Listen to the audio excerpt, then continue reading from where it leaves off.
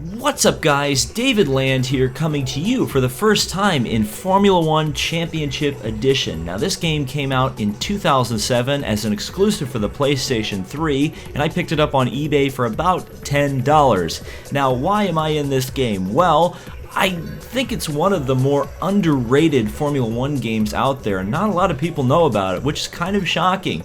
Of course, the historical significance of this game, as it's based on the 2006 Formula One season, that was kind of the bridge between the classic era of F1 and the modern era that we know now. There was a lot of money, a lot of support, a lot of different car manufacturers involved, tire manufacturers involved. Of course, 2006 was the first year of the V8 formula for Formula One. Of course, there is one grandfathered V10 on the grid, and you'll be seeing that car very shortly because, of course, there's an American driver in this game, and he drives that special V10 engined car. Yeah, this game is a lot different than the Codemasters games you may be used to. There's a lot of things in this game that Codemasters either doesn't want to do or cannot do because of licensing or whatever. Stuff such as engine failures, realistic car damage, or at least very sensitive car damage.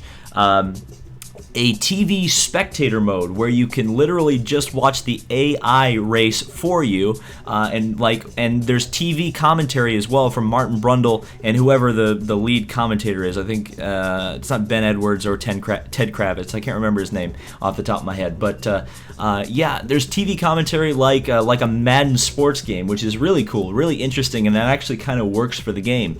Another thing, classic cars. Classic cars are in this game. You have to unlock them, but there's a ton of classic F1 cars to race in the time trial mode like you're seeing there. Yeah, just a really cool game.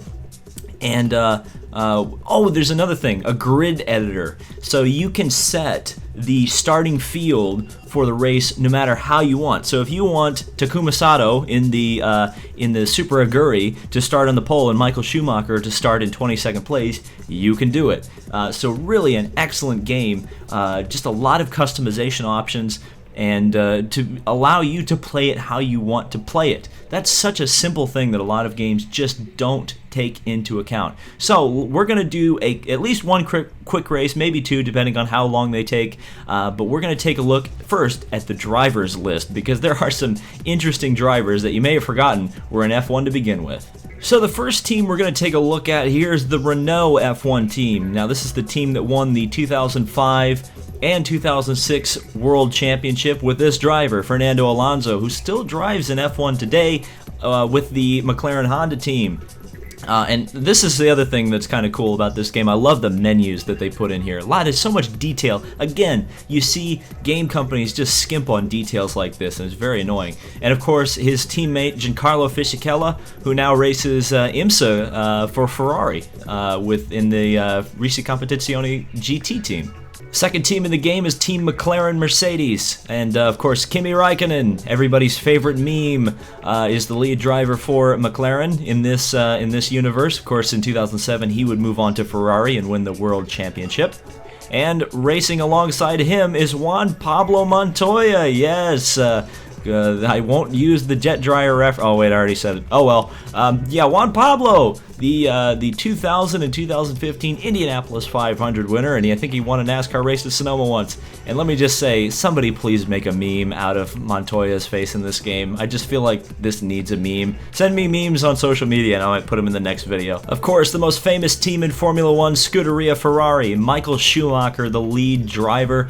Of course, he is battling an unfortunate skiing accident. Apparently he's not in very good shape, so obviously we're gonna say the generic keep fighting Michael for him. But yeah, he is in this game, and he's one of the toughest drivers to beat, naturally, as he was in period. And alongside him, Felipe Massa, who is not retired apparently. He's going back to Williams next year, and he's also in this game. One of the faster drivers as well, of course, because he is in Ferrari. And of course, Toyota was in F1 in these days with Ralf Schumacher, the lesser-known Schumacher, Michael's brother, and significantly less successful, but he's in this game. Alongside him is all aboard the Trulli train, Jarno Trulli. For the second Toyota there. Beautiful looking car, by the way. I love the Toyota look. Too bad it wasn't much more successful. For Williams, you've got Mark Webber. Of course, he just recently retired completely from racing after winning a world championship for Porsche in the World Endurance Championship. So it's nice to see Mark Webber there. Beautiful car as well, the Williams. And then the current reigning world champion, Nico Rosberg, in his very first season of Formula One. Little baby Rosberg. Now he's retired old man Rosberg. But yeah, it's interesting to be racing against him in this game. And here's the Honda team that I think Honda would like you to forget about. But here you go, Rubens Barrichello in the lead driver, or is the lead driver for the Honda team in this game. And alongside him is Jenson Button, who also is retired because the second stint at Honda was just about as successful as the first. In fact, less successful, because I think he actually won a race for the what is known as the Bar Honda team, or the Honda team, whatever you want to call it. Now it's McLaren Honda, and Jenson Button couldn't take it then either. Here's a team a lot of modern Formula One fans are familiar with, Red Bull Racing, led by David Coulthard, one of my personal favorite F1 drivers back in this day. And it was definitely not because he was named David and I was a stupid little kid and cheered for somebody with my same name. Never would do that. And also Christian Klein, who the last time I heard anything about Christian Klein, he was driving a Peugeot like in 2008 for the Peugeot LMP1 team, and I don't know what he's doing now. So leave your comments below. Tell me what Christian Klein's doing now. And here's another manufacturer you may have forgotten was in F1, BMW, with the Sauber team. Nick Heidfeld leading the charge here. I've actually met Nick Heidfeld. Met him at the 2013 Petit Le Mans when he was driving for Rebellion. In fact, I think he's still driving for Rebellion. But I can claim that that's one of the drivers in this game I've actually met in real life. And Jacques Villeneuve, the 1997 World Champion and the 1995 Indianapolis 500 Champion. Of course, he's got his glasses on, and for whatever reason, the commentators in this game always want to say he's got a bad start. I don't know why everybody's always hating on Villeneuve. So here's another team that you probably forgot was in F1, the Midland F1 team, which used to be the Jordan team, and eventually became Force India. So here you go. Well, Spiker too. It was Midland, then it was Spiker, and then it was Force India. I think that's how that goes. But anyway, Thiago Montero is the lead driver here. His claim to fame is finishing third in the ill-fated Indianapolis GP race, where there was like 6 starters. And Christian Albers, I believe he's also in World Endurance Championship competition. I think he drove the Collis Audis, and I think he still drives the CLM prototype. And the Super Aguri team leading the charge for the second Honda-powered team, I should say. And Takuma Sato, naturally, is the lead driver for this team. Of course, IndyCar fans know this guy, and actually this is a pretty accurate representation of him because he's all smiles, very happy. Good to see Takuma in this game, and good to race against him, even though we'll probably be racing with him at the back of the field. And the most memorable F1 driver ever, I cannot remember his first name. Yeide. Oh wait, his name's on his suit. Can we read it? Yuji Ide. All right, there we go. Wow. All right, that's lucky. I'm glad these menus are good and intuitive. So Yuji Ide. This is probably the first and the last time you'll hear his name ever. So let's go on to the final team. So I saved this team for last for obvious reasons, because it's the team that I'm going to take part in for the first race of this little gameplay here. It's a 2005 Red Bull chassis with a V10 Cosworth engine in it. This team used to be the Minardi team, and now it is known as Scuderia Toro Rosso. The lead driver is Antonio Luzzi, who I believe also drives now for AF Corse in the World Endurance Championship for Ferrari. So it's good to see the Italians getting work at the Italian company. And then you've got American Scott Speed, who now is a rallycross driver for Volkswagen Andretti. And he is going to be the driver we're going to be taking control of here. for the first gameplay. So let's get to it. So as you can see, we're going to be racing a Scott Speed, and you knew this was coming. I have to race at the Indianapolis Motor Speedway, my home track, and my mecca, my spiritual home, I suppose. So let's take a look quickly at the difficulty. Now, I usually run these races on hard, but for the sake of entertainment value, I'm going to switch the AI difficulty to medium. To try to give a little bit more of an interesting race. I'm still going to start at the back, so you'll be able to see that. We're going to keep the weather on variable. We're going to turn the penalties off because the penalties in this game are brutal.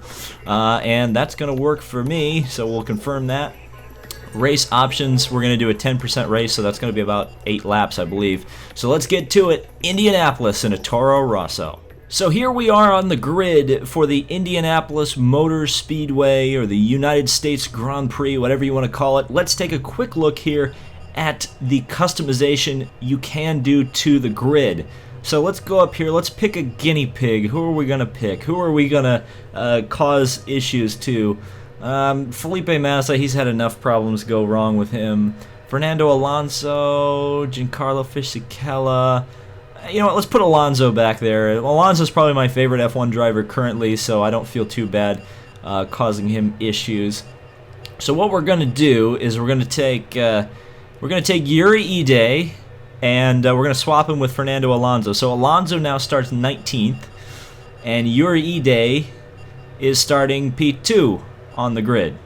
So, so we just gave Yuri Ide the best starting position he's ever had in his life.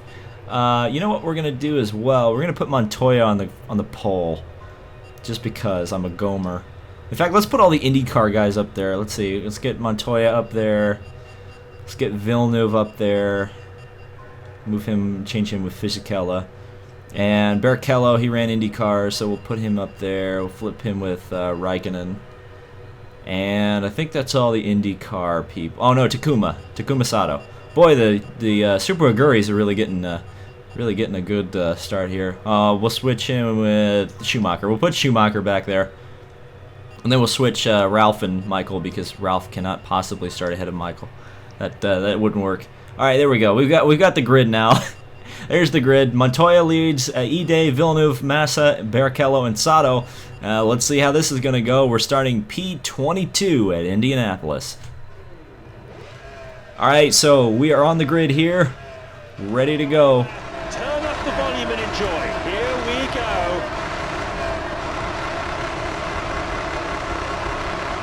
We are racing! All right, so we're green. You can hear probably the commentator in the background there,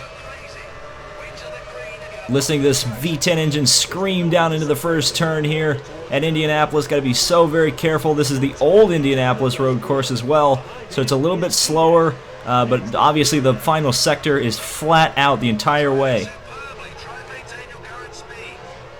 So now Fernando Alonso making a move down to the inside of Antonio Liuzzi. Try to get around him as well. Should have shifted up into 7th there, or 5th, or whatever it was. I don't know. Gearing. In fact, Liuzzi is really making a move. We're passing the factory Red Bull cars as well. Oh, Liuzzi is really going through the field right now. Of course, this is a rev-limited V10, so a lot of the V8s are revving to almost 19,000 RPMs. We only get 17, so it's going to really kill us in the straight line here. And of course, here's the Mickey Mouse section of the old Indianapolis road course, where it's a double hairpin. I'm so glad they got rid of this section of the course, because it really kind of sucks. But here we go, on to the course, part of the course that a lot of people are going to be familiar with. One of the most famous parts in all of motorsports, the Indianapolis Motor Speedway Oval. And this is so cool in an F1 car. I'm just going to let you listen to this V10 engine scream.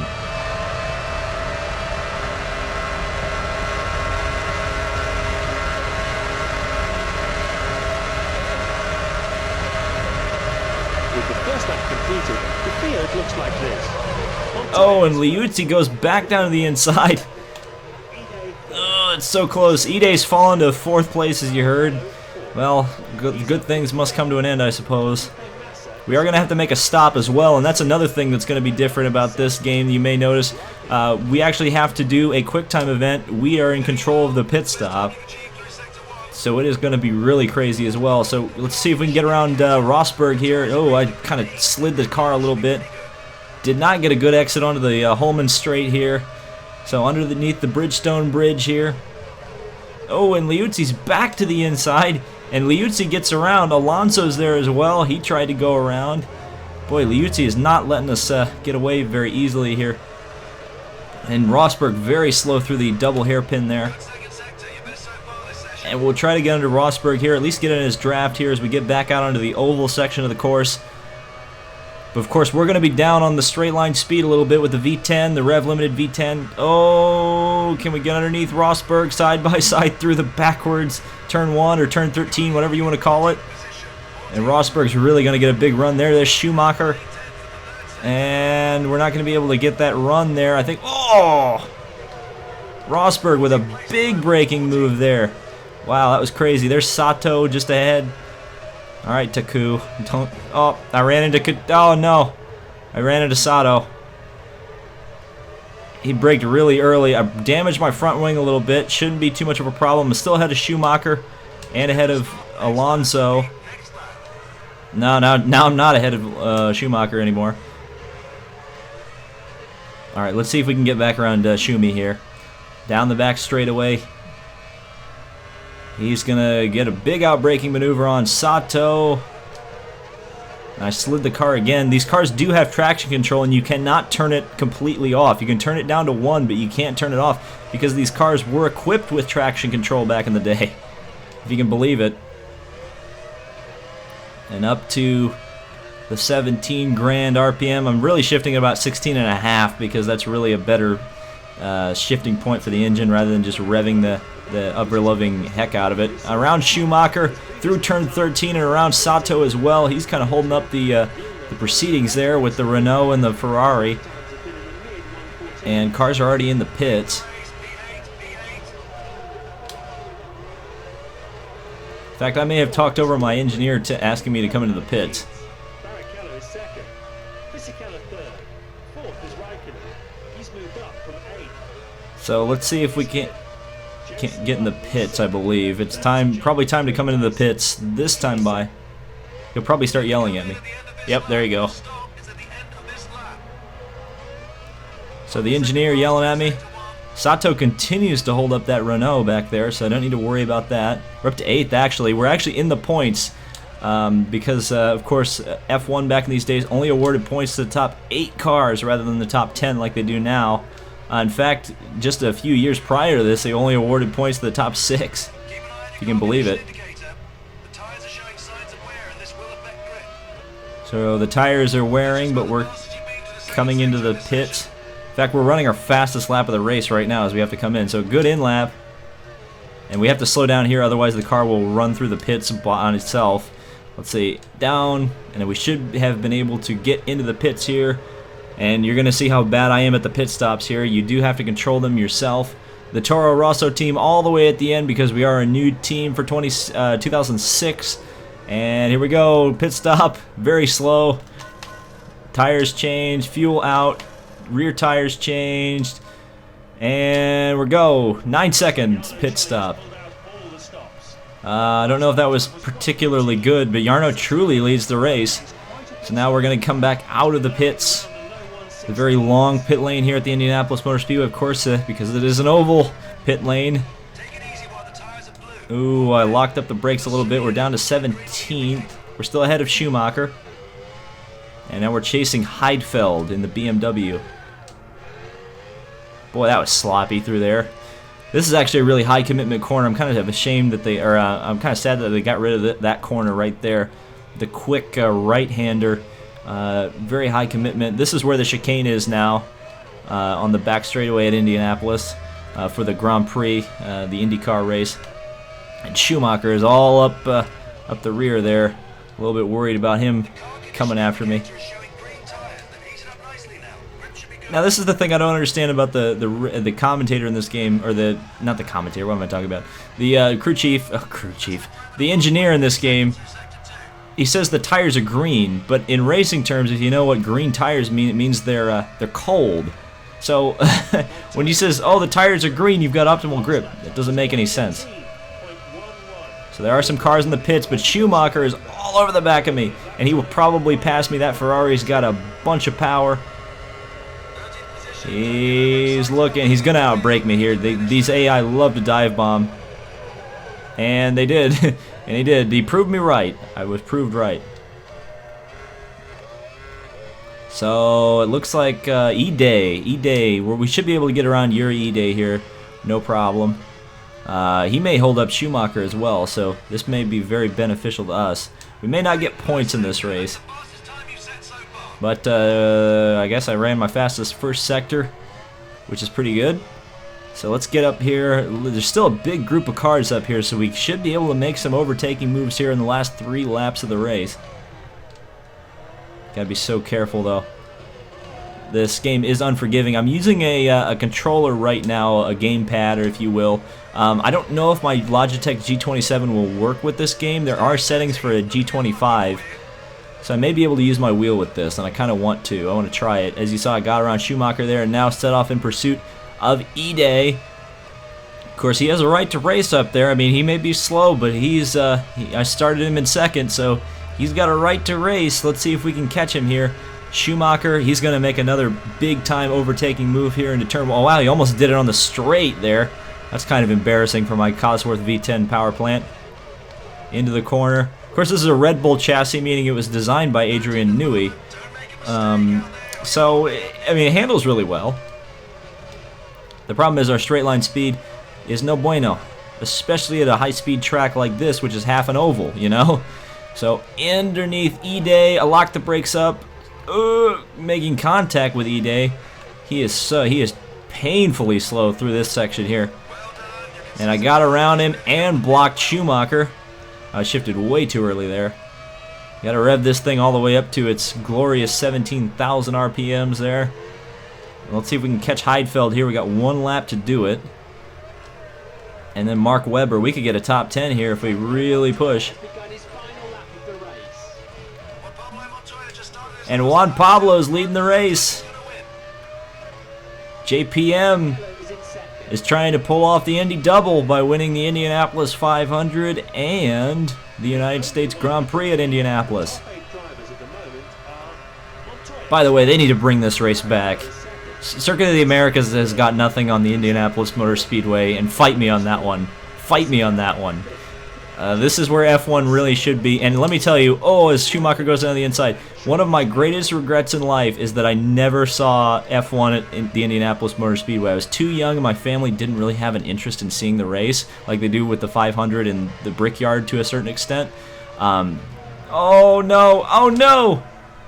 Oh no, I was trying to tell family stories and I spun out. Well, now my greatest regret is spinning out in the last corner of, on the last lap. Well, yeah, I wish you would have told me that before I decided to attack a curb and spin out. So now I've got to pass Clean, Sato, and Liuzzi. And I've got this much time to go. Juan Pablo won the race. But yeah, I do really regret that never got to see these cars race at Indianapolis. Alright, so I'm gonna have to get a hell of a draft here. Down the pit straight here. Let's see if we can do it. In the draft of Clean. Or Clean. I'm sorry if I'm triggering people who maybe are a bit more thespian than I am. Alright, come on, come on, come on. Oh, that Super Aguri's really slow. I got around the Red Bull, but I didn't get around the Super Aguri. Shoot.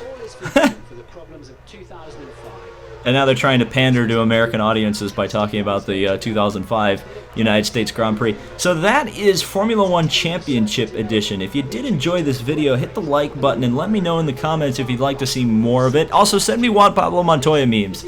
I'd love to see those on my social media. Of course, Montoya won over Barrichello, with a fantastic second place for Honda. And Felipe Massa in third. Villeneuve finished fourth. Fisichella fifth. Jenson Button sixth. And Raikkonen 7th. Oh, I guess we'll take a look at the second half of the field. Thiago Montero was the last car. Christian Albers, both of the Midlands finished last. And then Liuzzi was able to beat me as I spun on the last lap out of 12th, battling Michael Schumacher. So again, thank you guys so much for watching. This has been David Land on YouTube, and we'll see you in the next video. Back at it like an automatic. Sip, sip, cheap liquor till I'm leaning back with young English. We write the chapters. Black Paisley.